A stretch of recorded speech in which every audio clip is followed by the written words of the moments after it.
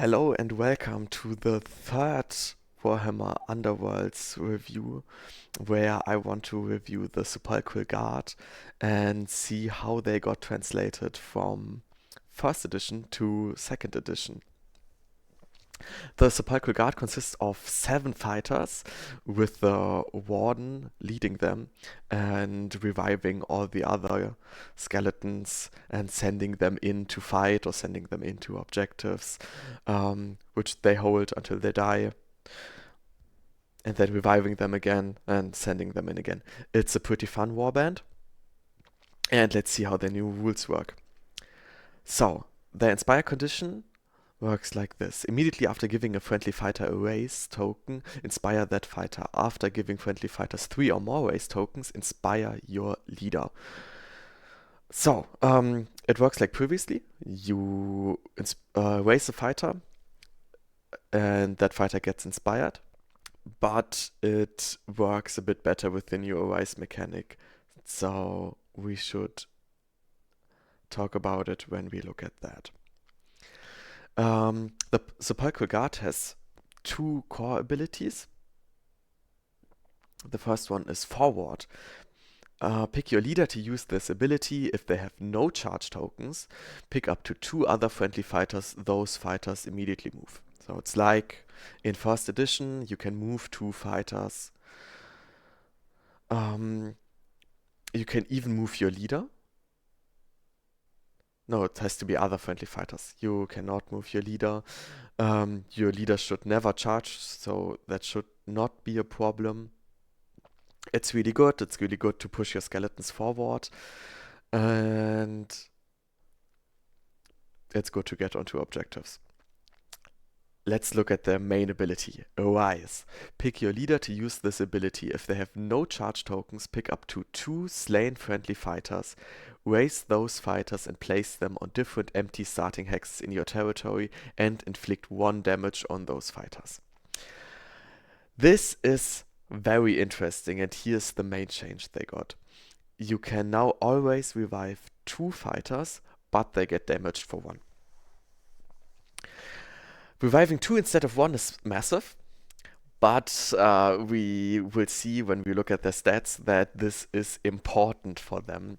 And they are also getting dealt 1 damage, which means you have less health you are reviving, making them easier to kill, which sucks. But getting your fighters revived is nice, and also getting multiple fighters revived is nice to keep up with your enemy killing your fighters, and then you can rise forward them to deal with your enemy, probably killing 1 or maybe 2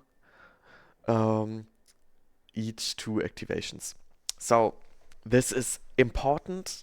I like that you now get 2 fighters. That's really cool. But we have to talk about that when we look at their stats. Their first active ability is Grasping Hands. Use this immediately after you pick a target as part of an attack. That target is surrounded for that attack. You can only use this ability once per game. That's a really good ability. Surrounded means that you get the 2 support dice for your attack. And if we would look at the chances for that, we can see that 2 hammer attack, whilst being surrounded, goes to 83%. And without the surround, you only have a 50% success chance. So this gives you the odds if you need them. And you especially need them in the early game when you make an attack and you don't get the supports from your other skeletons. The second ability is Relentless Blows. Use this immediately after a friendly fighter's failed attack. Pick another friendly fighter. That fighter attacks. That fighter must target the same enemy fighter. You can only use this once per game. Previously, they had a card which allowed them to attack again. Now they can attack with a different fighter adjacent to that enemy. It's a good ability, but I don't really like it because you have a main fighter, you have the champion, or maybe sometimes the warden who does the attacks, and then you can use an adjacent fighter to maybe save your turn, get the attack in, and hope to deal the damage. It's okay, but you need the adjacent fighter, which does not always happen. The third ability is Bone Shrapnel. Use this immediately after a friendly fighter is slain by an enemy fighter. If that enemy fighter is not vulnerable, inflict 1 damage on that enemy fighter. You can only use this ability once per game.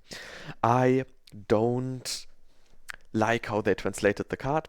Previously it was just ping 1 damage back if you kill a fighter. Now you have this ability always, but you can't ping them to death, which kinda sucks, but it gets a little bit more damage in. Your fighters will die, so you can probably pick and choose who gets to be shrapnelled, and it gets maybe the 1 ping damage in you need to kill a fighter quicker. It's nice that you always have it, but you have to carefully choose who you are going to shrapnel, because you won't be getting damage in another way, at least not that easily, because now we have to look at the fighters. Your main fighter is the Sepulchral Warden, and the main problem with the skeletons is that you only have 2 movement. They are slow. All of the fighters have only 2 movement, so you have to deal with that, but they inspire to 3 movement when you get them inspired. The Warden is your main guy. If the Warden dies, your Warband basically crumbles, so these stats are important. The Warden has 2 movement, 1 shield defense, 4 HP wounds, and has an adjacent attack dealing 2 damage on 2 hammers, and a ranged attack dealing 1 damage on 2 hammers for range 2. The Warden inspires to the aforementioned 3 movement and getting another damage for both of the attacks, which is nice. You get the 3 damage here, that's super cool, but keep in mind the Warden gets inspired really late because you need to revive the same fighter 3 times to get this inspiration, which sucks, and you are probably not going to see this 3 damage that often. But what you are going to see is the other fighters inspired. And you probably noticed it already. They only have 2 HP now. So the Prince of Dust has 2 movement, 1 shield defense, and 2 HP. This means they die. They die immediately. Everything that looks at them kills them.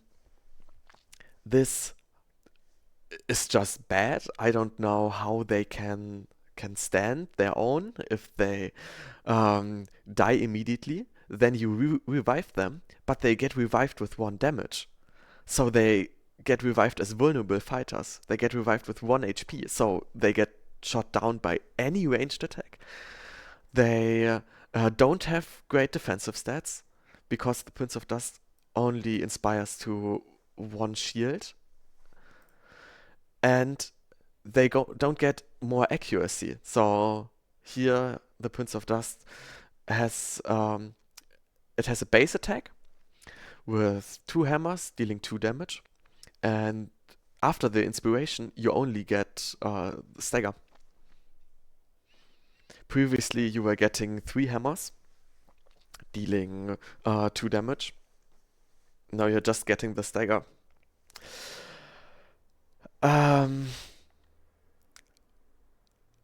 Yeah, let's look at the other fighters. The champion was the main workhorse in first edition, and it also has the problem of only having 2 HP, having only 1 dodge, hitting on 2 hammers with 2 damage, and inspiring to 2 damage, 2 hammers with cleave.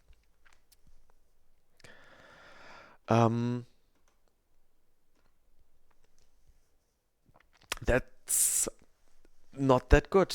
Previously, you had three hammers on attack. Now you don't have that anymore. Again, your odds for hitting with two hammers on one shield and a one shielded enemy is 50%. And that's after the inspiration. So the champion has to die first, is there with 1 HP left, because you ping yourself one when you revive them. And yeah, I don't think you're going to hit a lot with them, because the champion is not gonna deal the damage. So let's go to the last workhorse fighter for this Warband, the Harvester. Hopefully the Harvester is going to deal the damage. Um, the Harvester is a 2 movement, 2 dodge, 2 wounds fighter with a 3 sword attack, dealing 2 damage, and inspires to 3 movement and getting another sword for the attack, with brutal, meaning your enemy can't get supported when you attack them. Um, I would say this attack is a bit better because you have the fighters to get the flank bonus, to get the surrounded bonus. Also, you can get the surrounded bonus with your active ability. So this has more accuracy, but it's still not that good. On their own, 3 swords is worse than 2 hammers. So we don't like that, but you have lots of fighters, so you get the support in, so this will hit a lot more. Previously, the Harvester had a scything attack. We don't have that anymore. This sucks. I don't see where they would deal the damage. I don't like how they look for now. So let's look at the last fighters. The last fighters are the petitioners. They are all basically the same fighter. They all have 2 movement uninspired, 1 shield, 2 HP, and their uninspired attack is for all 3 the same. 1 range, 2 swords, 1 damage. This attack is never going to hit. You never want to use that. That's fine. They at least have a little bit more survivability with the 1 shield, and that's okay. They inspire to 3 swords, 3 movement, dealing 1 damage. That's okay. Usually these fighters never want to make attacks. These fighters are here to be moved onto objectives and stay there for the rest of the game, and hopefully eat a hit without dying because they have the 1 shield. That's okay. But what's not okay is that they also don't deal damage. So now you have a warband with 7 fighters. Nobody here is going to deal damage. The warden maybe is going to deal damage after you have revived the champion the 3rd time, which costs you 3 activations. So this happens like in the 3rd round, maybe. If the enemy kills the champion 3 times, which probably is not going to happen. This sucks. I only see a way to play them where you move them onto objectives, and when you die, when you inevitably die, you revive them, move them back onto the objectives, and then hope that they survive an attack without dying. The problem here is that your enemy can get onto objectives easier with a lot more pushes being in the game, and also with the crit attack ability where you can get onto the objective if you killed a fighter which was already standing on the objective. So this warband is not really able to deal with that, with the enemy fighters blocking the objectives they want to get on because they are slow as hell. They have their 3 objectives they need to get on because they can't get onto the objectives your enemy places in the back of their territory. They need to hold their own objectives, but your enemy is going to stand on them and you can't push them away because you are not going to hit. You are not going to kill fighters. You don't deal enough damage.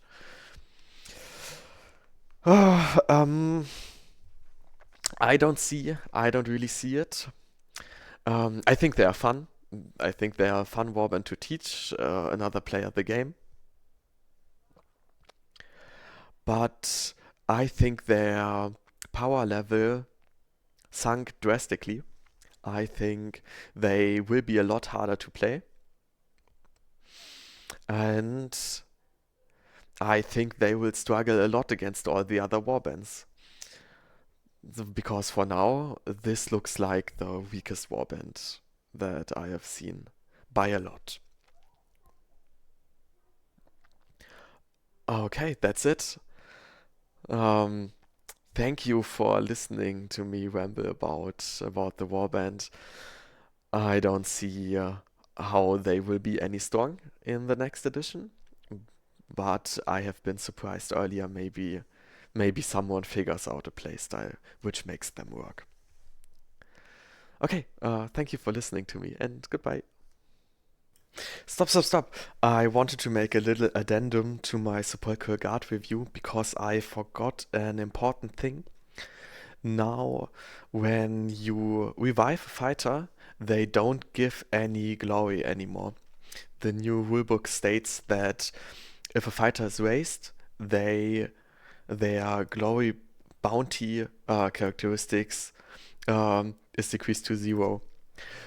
That means that all your raised fighters can't be farmed for glory, which makes them a bit better, but I still won't change my decision. I think they're still really bad because having only 2 wound fighters with 1 dodge as defense means they die immediately and they are not going to keep up with stronger warbands standing on objectives and denying their hold game.